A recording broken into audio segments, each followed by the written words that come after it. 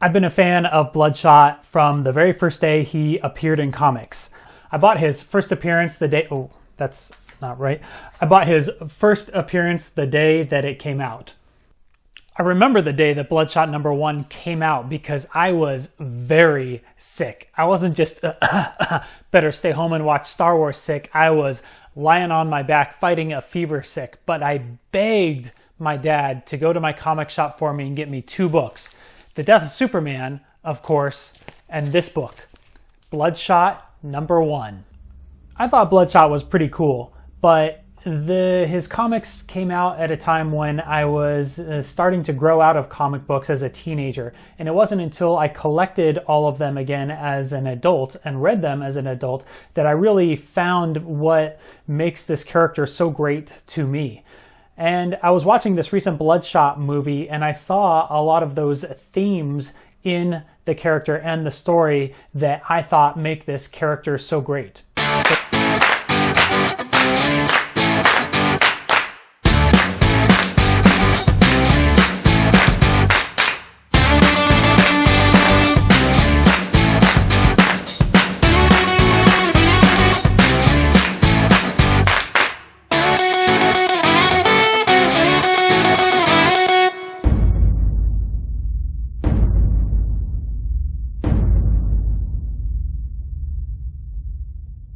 Okay, so who or what is a Bloodshot?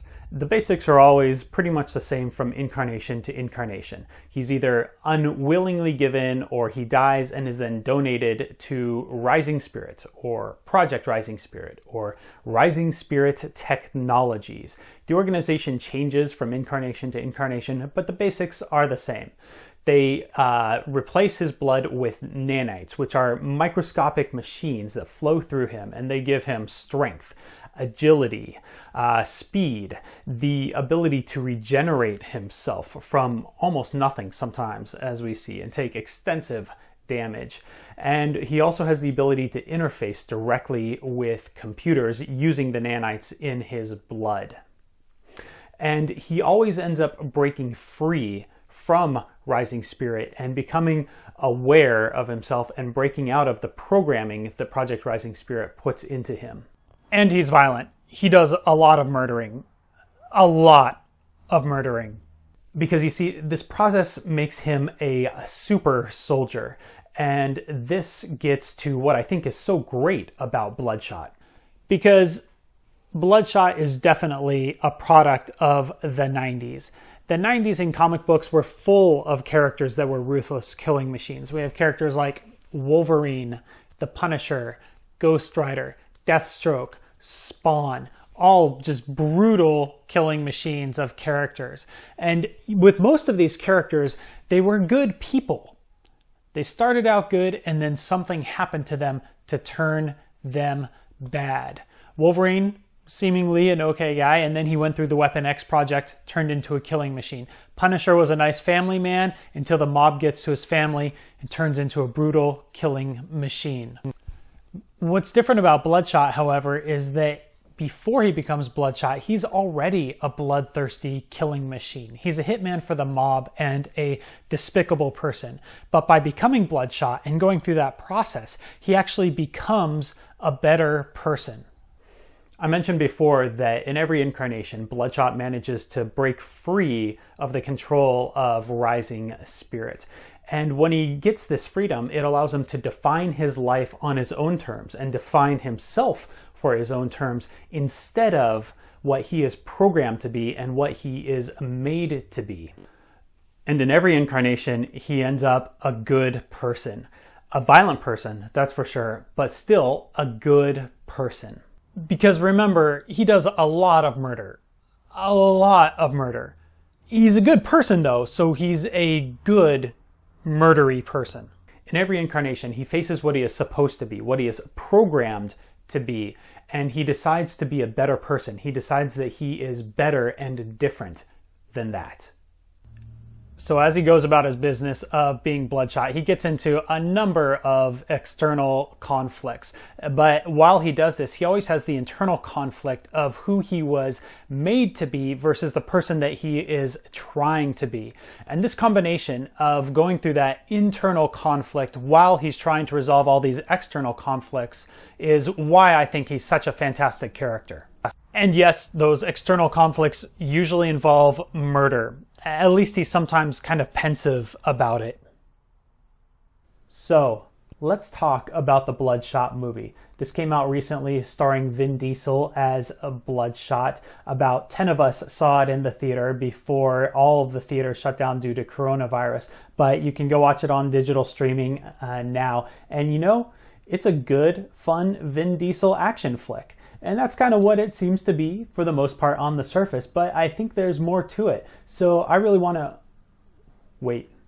This is a spoiler pause for the Bloodshot movie. I'm not going to talk about every detail of the movie in this video, but I am going to talk about the general premise and some of the character development beats that happen within this movie. If you don't want to know anything about it, just don't watch this video and go buy it on digital or something like that.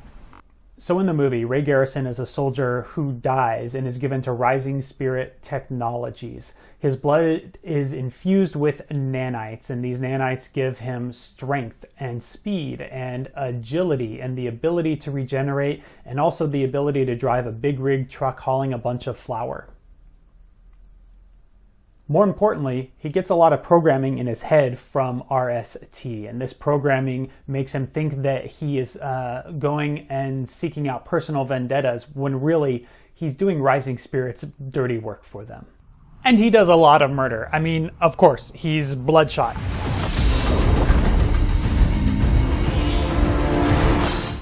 Just like every incarnation of Bloodshot, he breaks free of Rising Spirit's programming and influence. He tracks down the woman that he believes is his wife, only to find out that actually he lost her well before he ever became Bloodshot because of his need to continually go back and fight and go back into war zones and be a murderer. Ray, come on. I moved on. Moved on. Before he was Bloodshot, Ray Garrison really liked violence and murder. He liked it so much that he lost the woman that he loves over it. That brings us to the next turning point for this character. He has a confrontation with Harding, and this is when he has that great scene where he says, "Your best version of me, not mine." Your best version of me, not mine! I think I did it pretty good, but we'll see. But anyway, in this scene, Bloodshot has to confront the fact that the reason he was such a good specimen for Project Rising Spirit is that he liked the violence. He liked the murder. And that's when he decides the person that he was that turned him into a nanite-filled killing machine isn't the person that he wants to be now. He wants to be better than that. He wants to change and be a better man. And that gets to the nanite-filled heart of what I think is so great about this character. And to see those things that I love about the character of Bloodshot portrayed in the movie and to watch them up on screen, I'm pretty stoked for that.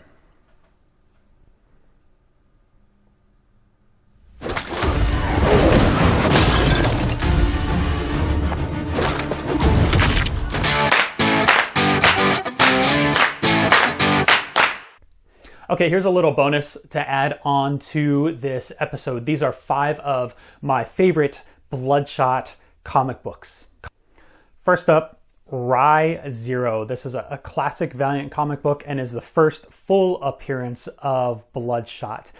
It features Bloodshot, but more importantly, it features the entire future history of the Valiant universe, or at least the classic Valiant universe, from the 1990s all the way up to the year 4002. And what it shows us is that Bloodshot has a very important role in this, and his legacy ends up mattering and being important all the way until the year 4002 and beyond. It's a fantastic read, and it blew 13-year-old Sean's mind when he read it.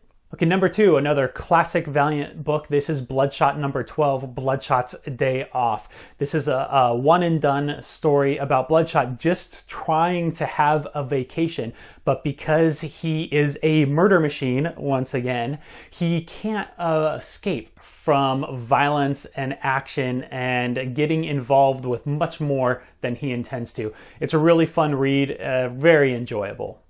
Next up, the first modern Bloodshot book, written by Jeff Lemire, Bloodshot Reborn. Just the entire thing, especially the first 2 arcs, which are the first 8 issues. It is just astounding. It's a man dealing with who he is, who he's supposed to be, his legacy of violence, his desire to walk away from that, and his duty and responsibility not to. So good. Number 4. The Book of Death, Fall of Bloodshot.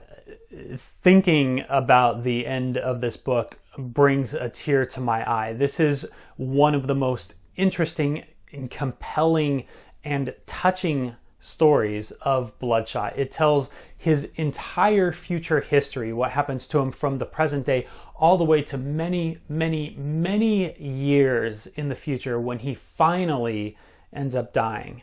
It is just so poignant and touching. It's worth reading this book. And last up, a book from the current run of Bloodshot as of this recording, Bloodshot number 0. This has what I really like about Bloodshot, both the action and murder and mayhem, but also a lot of introspection on Bloodshot's part about what he's doing, why he's doing it, and just what's going on in his head. All right, that's going to wrap this one up. Thanks for listening. I'll see you again soon. Your best version of me, not mine. Your best version of me, not mine.